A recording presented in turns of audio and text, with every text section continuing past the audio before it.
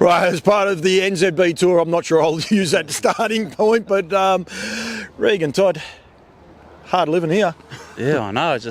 Me and Tim White was saying it'd be hard yak on the horses when you buy them and you got to pull them out of here and go into training. This is unreal. It's brilliant, isn't it? You've only seen one of the barns too so far. The fillies are on the other side. I think they're a mirror reflection. We're in the middle here of the courtyard before their parade. It's outstanding. It's so great for harness racing to have a place like this. I mean, a lot of us probably can't afford it, but for the industry itself to be able to, come here and dream, I suppose, if you like, and be a part of it. Yeah, that's the thing. You see a lot of the galloping studs and that are all this sort of carry on in it, so it's quite cool to see a harness facility like this finally, and great for Ken and Karen. They put so much into the game, and it's certainly mind blowing anyway. It's their passion. They love it. They're self-made, so I think everyone encourages them to do it, and to put a place like this to showcase it. I mean, Brecon Farms before was still one of the standout farms, but now this just explodes it to another level. Yeah, that's the thing. Like, they've always done a great job with their horses. They always look unbelievable. So yeah, just to have a facility like this now to go for the horses, it's just pretty top notch. We've been here for 2 days. You've been here for the 2 days checking out the draft. We started with Woodlands. We're finishing here at Brecon for the North Island tour. They're a no-brainer. You have to be on these tours, don't you, to have a look at the horses. You get amazing access, and you also got other guys, like-minded guys, looking at horses and just bounce ideas off and get some thoughts off on some of these young stock, still 3.5 weeks out from the sales. Yeah, it's always a good trip because it's, all the major studs up here, so you're putting quite a big dint in them, and it's actually makes sale day a lot easier. So you can do the parade, and then it sort of just puts a hole in most of them the day before the sale, and then you can go around what you need to. How much work do you put in? There's quite a bit into it, eh? Like I'm not a big fan of looking at the page. I like to sort of get around all the horses. So that's got to make it hard for you then. Oh, not really, because I just found in the early days I was sort of focused on the page too much rather than the horse. So yeah, once I see what I like, I'll sort of go back and you got to be pretty brutal now. Like it's so hard picking them out, but once you sort of get your routines, it does get a bit easier. So effectively you'll be doing more homework probably on the plane tonight on the way home, and over the next couple of days just checking off some of these ones, your thoughts on them and going through them, and then I suppose getting ready as well for the South Island tours. Well, if this weather comes in, I won't be looking at much. I'll be too busy hanging on. Oh, you're not big on the planes? not big. But yeah, it's basically once we get through this, I'll go through everything I've seen up here and then look through the vendors that we haven't seen, so I have to pencil them in for when we come back up the day before the sale. And then, we've got all the southern ones to go yet too. Yeah, so it is a very, very busy time. You're going terrific. You must be wrapped with how things are going. You've changed a little bit. I've got to say, well done to you, not only for taking the time off, but telling people one of the greatest things you did was to get away, go to England. I think when you're a harnessman event, you went to badminton and a couple of thoroughbred meetings, but just to recharge the mind. You didn't even go to a race meeting, to be honest. I was going to go to the Derby Day where I've always wanted to go see City of Troy, but we're still in Ireland at that stage. We're flying in that night, so I must say that would have been quite cool to see. But yeah, it was a great trip and just come back fresh and just missed it. Really want to get back into it. It's very important though, isn't it? I mean, the industry, we're trying to get people in, it's very competitive. You go through phases, I think, in life too. There'd be some people saying, "Oh, geez, I want to have a place like this," and you sort of. I think by the sounds of it, you've nearly found where you want to be. Probably, you want to train more and more better horses. Not that you've got bad horses at the minute, but I'd say it's a little bit of a life learning trip, if that makes sense. Yeah, it's something I'd love to do more often. So I probably won't go too far this year, but maybe go away again next year. But I just found I was doing things I wouldn't usually do. I was trying to work them like other people rather than doing the Regan Todd sort of way. So it was good going away, having a look at how changing things, and the big thing was just trying to up the quality a bit more. Like no disrespect to all the other ones that we've had, but you just sort of got to lift the bar a bit, and we sort of got the quality from the sales and that coming through, and got some nice homebred ones too that you got to focus on. But I think I was just doing a few too many and not putting the time into them that they needed. Do you get too competitive, trying to be maybe the leading trainer or the best strike rate and things like? Does that play on your mind? And then all of a sudden, like I say, you've stopped, you've recharged, and it maybe becomes easier when you do that. I think at the start of the year we'd only had about 7 winners before I got back. Like, they were going awful, and I was just overthinking everything really. I was just doing, like I said, I was doing things you wouldn't usually do. Like, I might train like Mark Purdon this week or Mark Jones the next week and Davey Butt the week after that. They weren't consistent, so we just got back and started fresh, and we had a unreal last 6 months really. But in saying that, we had some quality horses too. Yeah, you did. It's actually interesting. There's no disrespect to any of those other trainers. That works for them, and that's one of the great things. You've got to work out what works for you, and the stock that you have as well, because you might not have that high level stock as what they've got. You might not have the trotters. There's so many different factors in there. The last 6 months, outstanding. Firstly, marketplace, it's just unbelievable. I still go back to that 26-2 out of the gate. That was just ridiculous how fast he got out of the gate that day. And he's a horse with a huge future. If he comes back, but even still, if he doesn't, the job you did with him as a 2-year-old, just brilliant. That's the thing.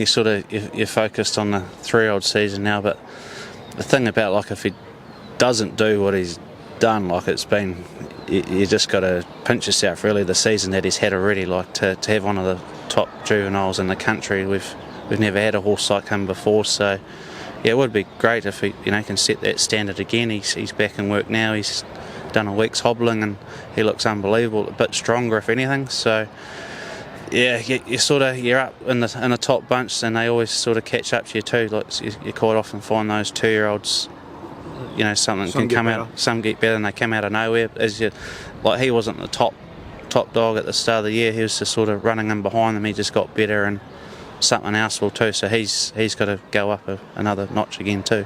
We've got to sell this game though too, and some of the highlights. That was breathtaking. I'd have loved to have been Ferg. As a person that's a hack driver, but I mean, just to sit behind a horse out wide like that, launch off the outside of the field and cross, and then you see that quarter. Like, it would have been so much fun, wouldn't it? Yeah, it would have been fun for him, but it wasn't too good for me.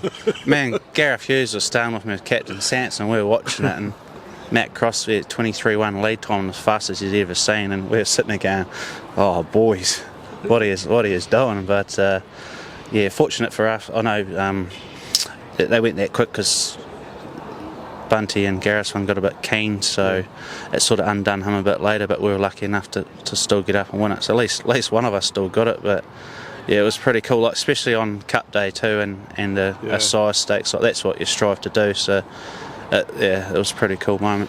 I was over there a couple of years ago, and I think it was the first time I went over there. You won a race on Cup Day, and it was just a race. It means a lot on those days, but to have a horse like him step out like that in front of the big crowd on a big race and perform like he did, like, that's a great achievement, isn't it?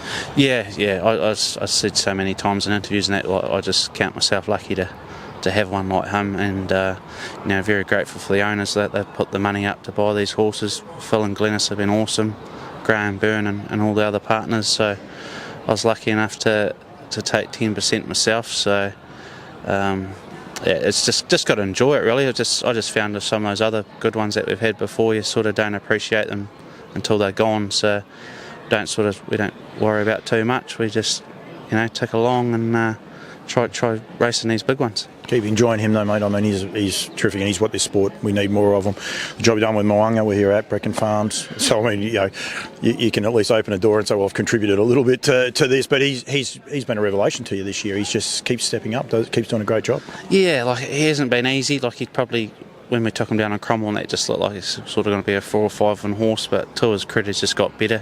Everyone's just been patient. We've just take baby steps with him, and it's quite funny after the Cup. Like, he won the Kaikoura Cup well, and he ran a nice 6, but he sort of went to another level after that again. So it was a great 6 though in the New Zealand Cup. Robbie looked after him too. Like, he didn't want to push him around the last bend when he could have got going. So if he got going, he could have been a bit closer up. But he's been well looked after, and it's a lot of credit to Goose too. Like, every time he's had a hard run or something, we can tuck him in behind for a couple and teach him to relax. So he should have a good year. Like, we'll bring him up here in March, April. He's never been up here yet, so a couple of months, but it'll be great to have him back there in Cup Week.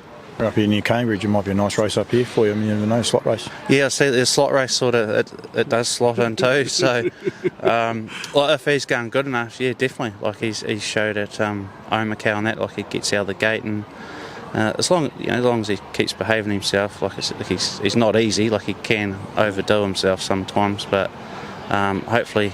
That's actually funny because he looks a cool dude. So great doing anything with and that, but just sometimes he wants to go too quick, and it's been pretty well publicised as a young horse. He had a bit of wind trouble, so I think just when he does start getting a bit keen, that sort of does affect him. Yeah. The great man walking past, but we'll give it to you later. Don't worry about that. He's done the hair up for us and all. Look at that. So he's going really well.